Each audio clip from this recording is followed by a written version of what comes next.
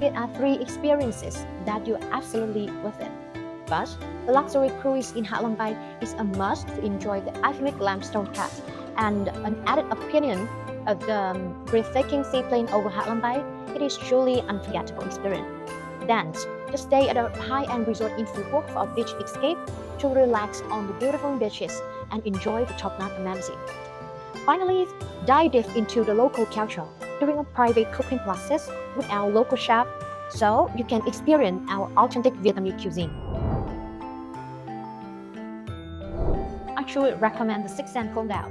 It is in a less crowded island with stunning beaches and the place where you see the total handshake. Additionally, Izanio Bai San Ho is also amazing. It is located in a remote area with very interesting local design and private bay. I think Havana Retreat is also a gem. The place is out of crowd with a view of mountain and rice field. Those are great choices for travelers who are seeking for a balance of wellness, natural immersion, and cultural experience.